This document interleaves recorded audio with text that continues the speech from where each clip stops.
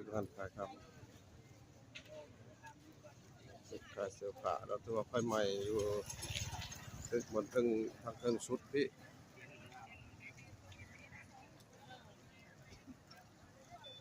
ตึกบนขายเสื้อผ้า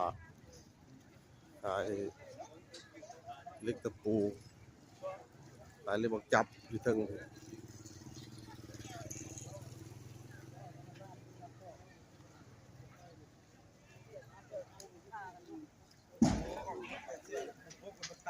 ตายได้แล้วก็ตีมันนะ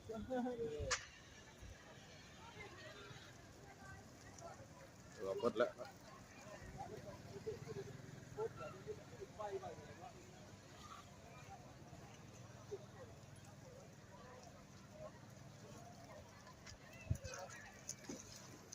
ชนรถดับเพลิง3 คันรถสีอยู่เทิงพุ่นอ๋อ